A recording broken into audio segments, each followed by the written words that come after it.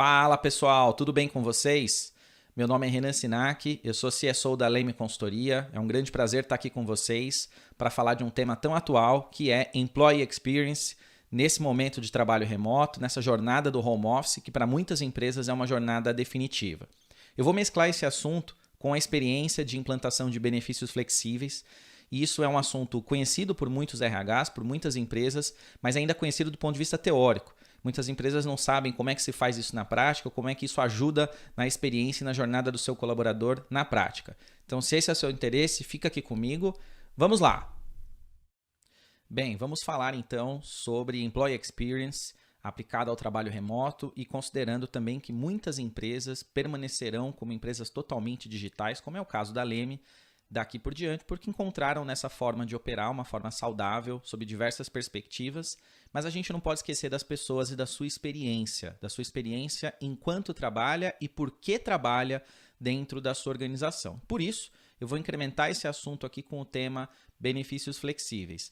Observem que eu preparei um kit de slides, ele tem uma linha de raciocínio, esse kit de slides, que vai ajudar você a compor uma ideia e acompanhar o meu raciocínio para que você possa levar isso de forma prática dentro da sua organização. Bom, vamos lá. Primeira coisa que eu gostaria de dizer que é o que nós estamos encarando é absolutamente inédito e desconhecido. Nós estamos dentro de um quarto escuro, tem uma porta, a gente abre, mas não sabe exatamente o que vai encontrar desse outro lado. O que eu quero dizer com um cenário desconhecido? Nós temos uma economia disforme, aquecida em alguns segmentos e em cenário de terra arrasada em outros. Em alguns locais, nós temos empresas batalhando pela mesma mão de obra, então começa a haver uma inflação salarial para algumas posições. Em outras organizações, cenário de terra arrasada, as empresas tentando se reinventar e ainda com financiamentos para pagar no período pós-pandêmico. O mercado de trabalho tem uma alta taxa de desemprego. Ainda agora no mês de maio de 2021 foi publicado um relatório do IBGE com uma taxa de desemprego acima de 14%, 14,7%, uma taxa altíssima, né? Mesmo para padrões brasileiros. E mesmo assim a gente tem uma briga pelos mesmos profissionais, porque existe muita mão de obra disponível, mas não a mão de obra que as empresas precisam. Então tem gente para trabalhar, mas não um profissional capacitado para gerar resultado. Então, há uma expectativa de uma economia que volte de forma pujante, que seja efetivamente a economia que vai crescer e vai gerar os empregos e o crescimento que empresas e pessoas desempregadas estão esperando, e mesmo os empregados, porque estão sempre querendo oportunidades. E que há uma expectativa de que isso impacte os salários e há uma demanda por liquidez na remuneração. Então, as pessoas sabem hoje em dia que elas precisam ganhar muito mais do que o seu valor nominal para terem uma determinada qualidade de vida, porque os encargos trabalhistas e previdenciários, eles acabam, e ainda, né, imposto de renda, acabam retirando, absorvendo uma liquidez das pessoas. Ou seja, é um ambiente difícil, muito singular. Eu acho que nenhum de vocês que está assistindo essa palestra aqui imaginou que viveria isso na sua vida, um mercado tão disforme. E mesmo nesse mercado disforme, a gente tem que pensar em caminhos para criar uma experiência interessante para o nosso colaborador enquanto ele trabalha na nossa empresa e por que ele trabalha na nossa empresa. Guarde essas terminologias. Employee Experience, enquanto a pessoa trabalha e por que ela trabalha na sua empresa. Você vai perceber que isso faz toda a diferença. Ou seja, o cenário é difícil, é singular e ninguém imaginou que viveria isso. E mesmo assim a gente precisa dar respostas porque a vida continua. Pois bem, vamos discutir um pouquinho o que é de fato Employee Experience. Employee Experience, EX, ou experiência do colaborador, são definições para as características e benefícios experienciais que a pessoa tem em determinado emprego, ou seja, são as características experienciais que você vai usufruir porque trabalha em determinado local e enquanto trabalha em determinado local. Tem relação com a sua experiência de liderança, a sua experiência com a remuneração, a sua experiência com o escritório, com o ambiente e também as coisas que acontecem fora da sua jornada de trabalho, mas porque você trabalha em determinada empresa. E essa que é uma das partes mais importantes que muitas empresas negligenciam. Eu vou avançar aqui nesse conteúdo e isso vai ficar mais claro para você. Bom, quais são os eixos da EX ou da Employee Experience? Primeiro eixo, enquanto trabalha. A gente diz que isso pesa 25% da sua experiência. Local, ambiente, cultura, clima, estrutura, suporte para o trabalho, a compra de um sonho grande que a empresa tem, de ser líder de mercado, de ser a melhor em alguma iniciativa que ela tenha.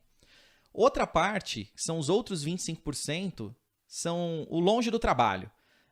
O eixo longe do trabalho, ele corresponde a o que trabalhar nessa empresa gera de valor e experiências de vida para você. Seja do ponto de vista moral, das pessoas acharem legal onde você trabalha e por isso se torna uma recompensa para você, ou benefícios reais mesmo que você pode ter, um determinado desconto, um determinado meio de pagamento que você tem e que ele é clássico e que ele é robusto e que ele é visto de forma interessante por você e pelas pessoas ao seu redor, ou seja, são experiências que você tem porque trabalha naquele ambiente. Ou você, de repente, trabalha numa empresa que patrocina, por exemplo, a Fórmula 1 e todos os anos você ganha o ticket para assistir com a sua família a Fórmula 1. Então, são experiências que você tem porque trabalha em determinado local, mas não enquanto trabalha, tá? É aquilo que acontece longe do trabalho. Mais 25% aqui. Outros 25% é o que a gente chama de compensação. É a contrapartida salarial de benefícios e vantagens. É aquela entrega realmente material que você tem e que normalmente é um instrumento de celebração do contrato entre empregado e empregador. Ele é feito pelo aceite de um determinado salário, de um determinado conjunto de benefícios. Mais 25%. E os outros 25% é o que a gente chama de propósito. É a conexão de propósitos pessoais e organizacionais. Ou seja, uma pessoa que, por exemplo, opta por trabalhar em uma ONG, que tipicamente paga um salário, ou seja, tem uma compensação menor, tem benefícios menores e às vezes tem perrengues de vida, né? Você tem que se mudar, você tem que passar por situações ali, ver coisas, experienciar situações que não são agradáveis, mas isso tem a ver com o seu propósito. Então, são mais 25%. Então, a gente diz que o Employee Experience, ele se equilibra em 4 fatores. Aquilo que você experiencia enquanto trabalha, aquilo que você experiencia porque trabalha em determinado local, né? Que é quando você está longe do trabalho, a sua experiência em relação à compensação e a sua experiência em relação a propósitos. Se o seu propósito tem a ver com o propósito do que a sua empresa, a sua organização faz. Esses são os 4 eixos da Employee Experience. Ainda falam bastante sobre social e outras características, como o cultural, mas eu entendo que isso tudo se enquadra dentro dessas dimensões aqui que já existem. A gente não precisa ficar reinventando dimensões para falar de um assunto ou regurgitar esse assunto inovando de uma forma que não precisa, tá? Os 4 eixos clássicos já são suficientes para a gente entender a Employee Experience. Pois bem, ainda nesse conceito, existe uma situação que eu gostaria de destacar, né? São definições para características e benefícios experienciais. Legal, isso a gente entendeu. Estão divididos nas 4 categorias que eu falei no slide anterior. Só que a preocupação com a Employee Experience deveria ser colocar o colaborador como foco central das decisões e iniciativas do RH. É aqui que a Employee Experience nasceu, por origem, para colocar o colaborador no centro das decisões e iniciativas do RH, com o objetivo de promover ações que visem o crescimento e o bem-estar das pessoas, mas com foco exaustivo no indivíduo. Com ferramenta de produtividade, isso faz o efeito contrário. Então, o que eu quero dizer aqui? As iniciativas do RH muitas vezes têm um alcance reduzido e uma eficiência reduzida, porque ao invés de colocar o colaborador no centro para o seu bem-estar e o seu crescimento, como consequência, ele se engaja mais na empresa? Não, as empresas fazem esperando uma contrapartida de performance. Então, criam um ambiente de trabalho descolado pensando diretamente na performance e não pensando na performance como uma cadeia abstrata. Pensam em pagar uma remuneração melhor e já querem que no dia seguinte o cara saia produzindo, né? Então, o foco não é efetivamente a Employee Experience de uma forma ampla, para pensar no indivíduo e como uma cadeia abstrata, esse indivíduo estando melhor acomodado dentro e fora do trabalho vai produzir melhor no médio prazo, né, de forma sustentável. Não, a empresa quer fazer, pensar numa solução de Employee Experience para que o cara no dia seguinte saia produzindo. Eu vou te dar aqui um plano de saúde melhor e no dia seguinte você tem que alcançar metas mais arrojadas. Sinto informar, não é assim que funciona. E isso é apenas uma dimensão da Employee Experience, que eu costumo dizer que é quando a empresa gasta com iniciativas que redundam em resultado muito pequeno, reduz o alcance e a eficiência das iniciativas do RH. Por quê? Porque você não colocou o indivíduo no centro, você não colocou a experiência total do indivíduo no centro. Você está esperando, na verdade, uma recompensa por criar uma experiência para ele. E as pessoas percebem isso, ou fica um ambiente muito artificial, que não é o que de fato a empresa tem por DNA oferecer, ou a pessoa até acha legal aquilo, mas não quer dizer que no dia seguinte ela vai produzir, tá bom? Então é legal você pensar na Employee Experience como um fator de retenção de pessoas, como a criação de experiências que vão, no longo prazo, reter as pessoas por mais tempo e ajudar os talentos a performarem cada vez melhor. Bom, exemplos da EX e de ferramentas aplicadas ao trabalho, né? Então, o onboarding e os mimos de chegada, a caneca que você dá, o mousepad que você dá, uma camiseta que você dá, como essa que eu estou usando aqui da Leme, um ambiente de trabalho que seja alinhado com o perfil e a geração predominante na sua organização. Claro, se você tem um perfil de pessoas muito jovens, elas vão valorizar um escritório mais descolado, um ambiente mais descolado, um perfil de liderança mais descolado. Isso é uma Employee Experience no trabalho.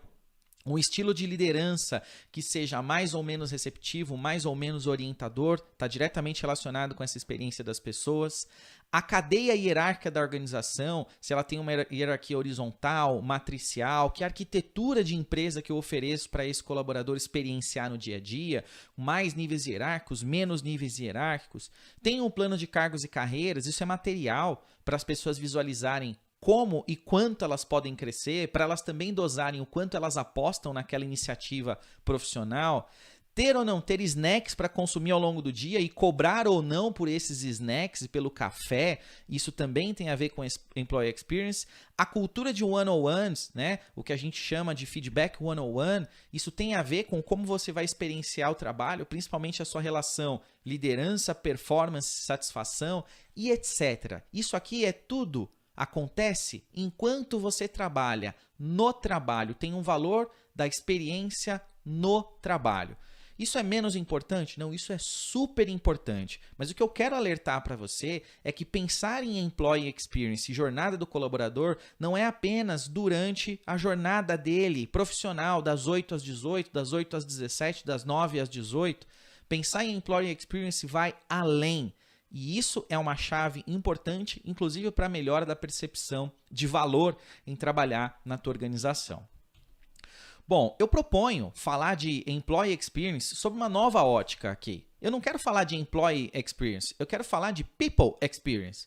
Porque, na verdade, employee ou não, independente até do tipo de contrato e do tipo de vínculo que a empresa e o empregado têm, né? Se ele é colaborador CLT, se ele é um PJ, se ele é um cooperado, se é um misto, seja lá qual for o modelo que você adota na sua organização, estamos falando de pessoas. Então, existe uma experiência que as pessoas têm ao trabalhar na sua organização, enquanto estão atuando, estão performando e quando estão fora do trabalho. Você já pensou nisso?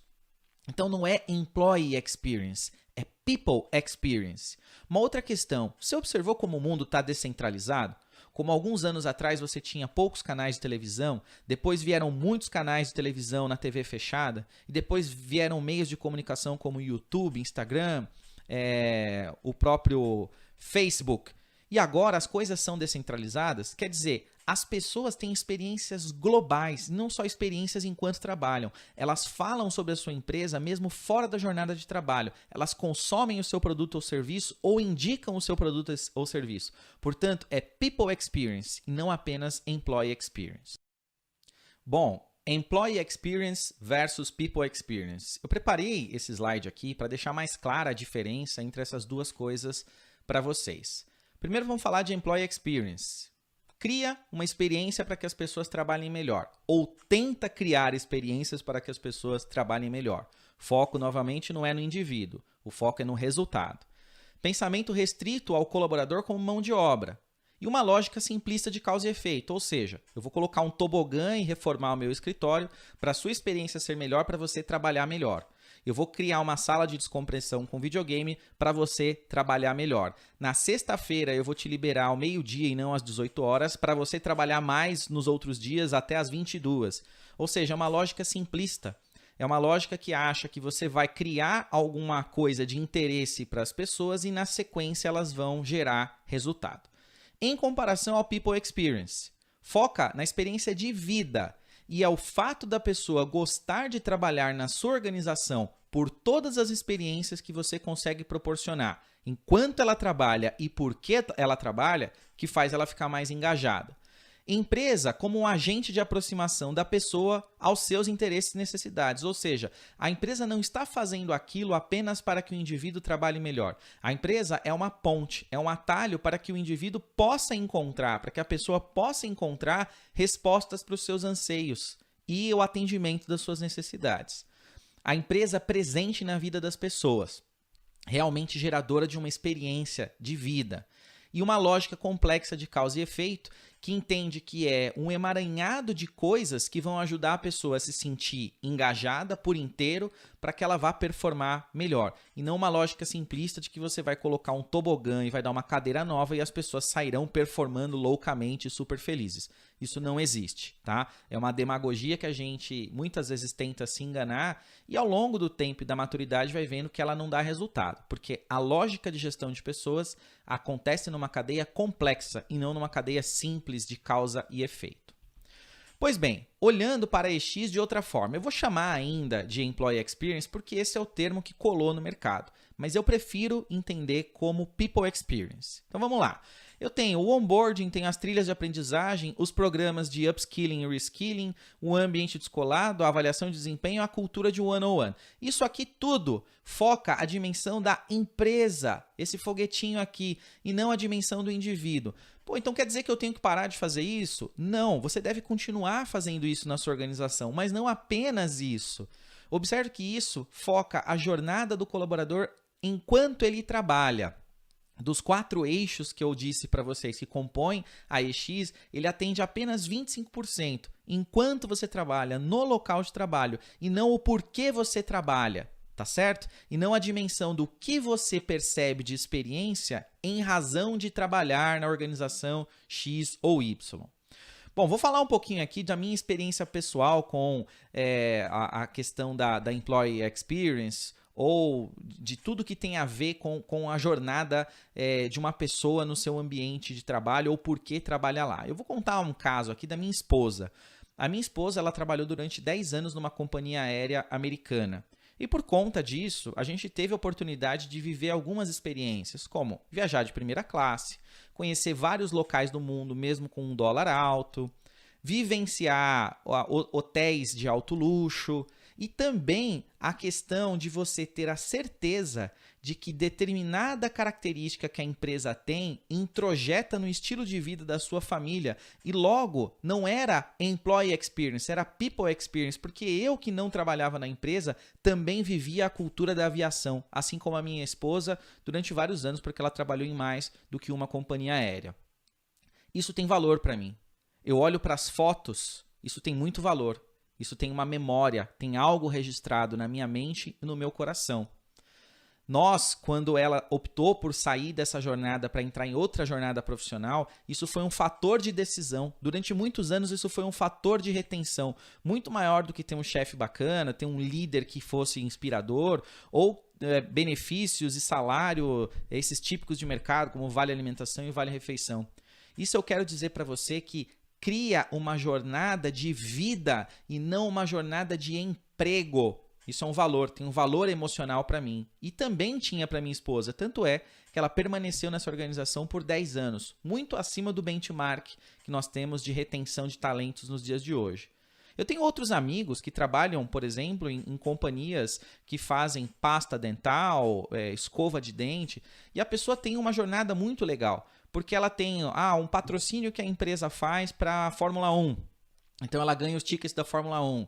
Teve o show de um artista famoso, aquela empresa tipicamente patrocina os shows daquela linha, né, de artistas. Você recebe os shows para assistir os shows de camarote com a sua família.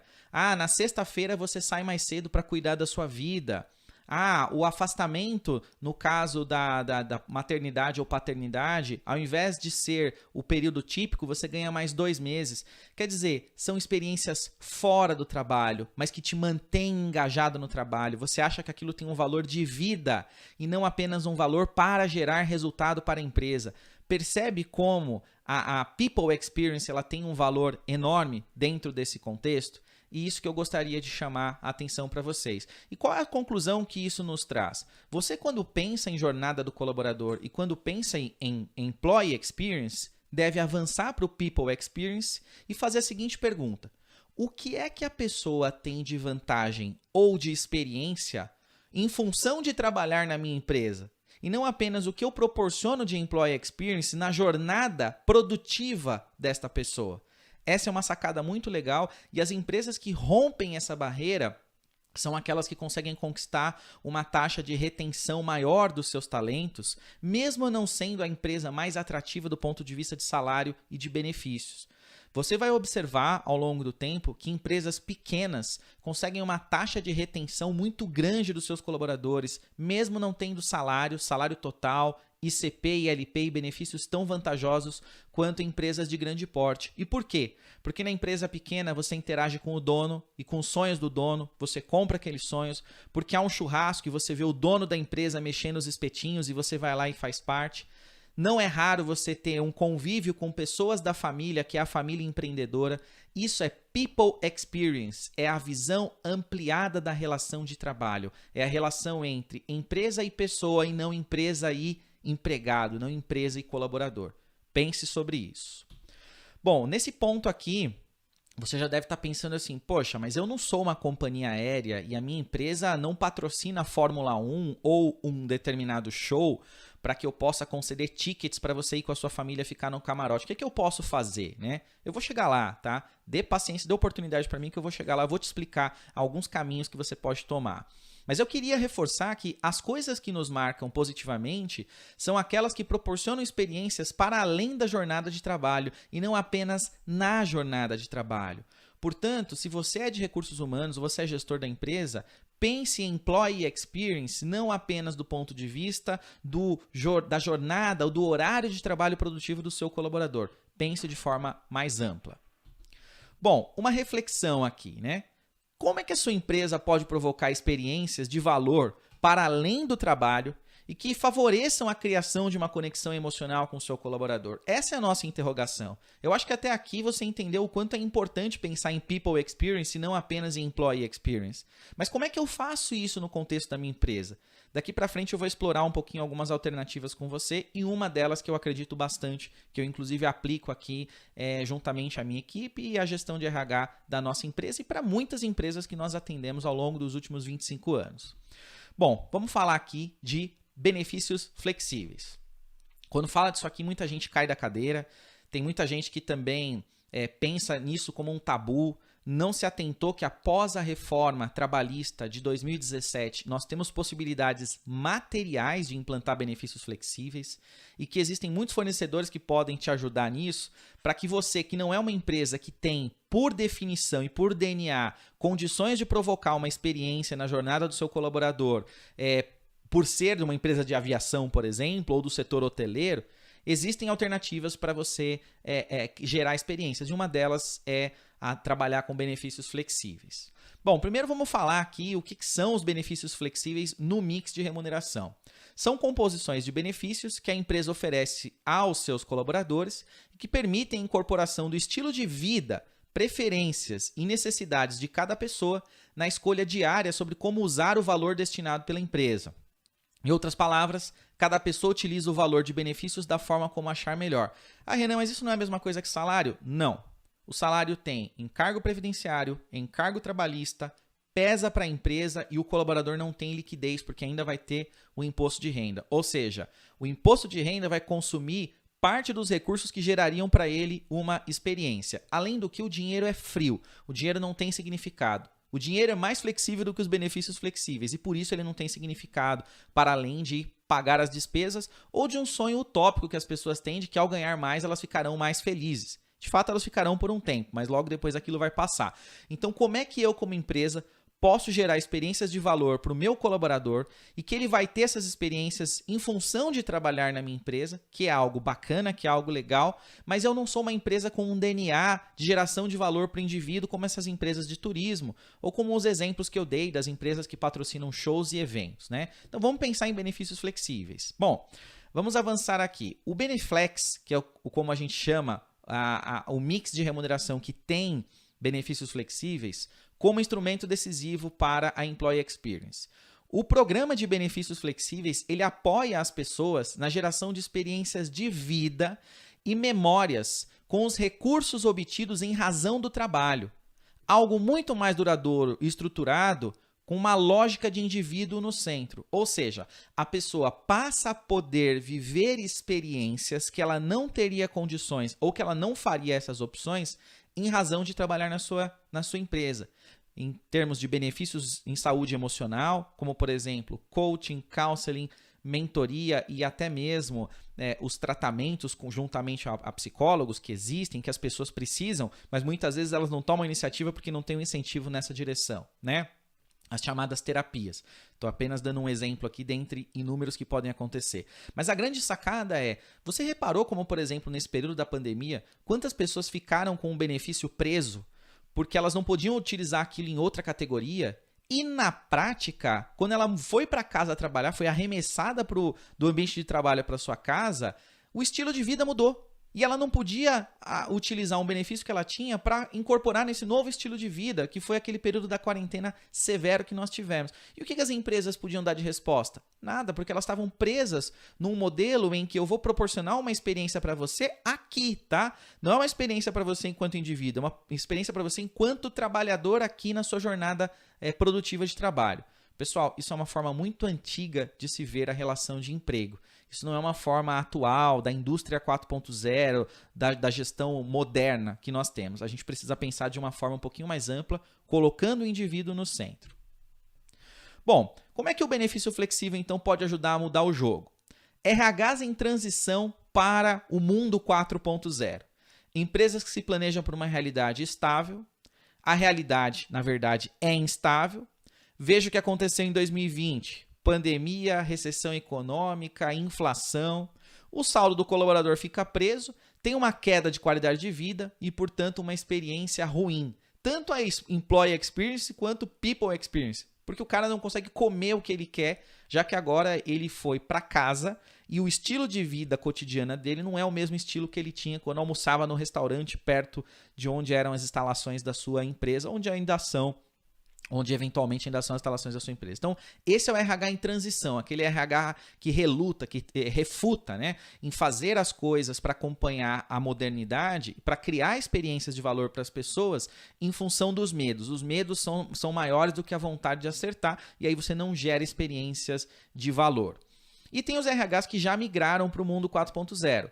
Se planejam para uma realidade instável, ou seja, sabem que o ambiente abaixo dos nossos pés ele é altamente volátil e que não existem garantias, tudo muda. Portanto, você tem que proporcionar experiências que se adequem com as mudanças do mundo e do tempo para a tua equipe também.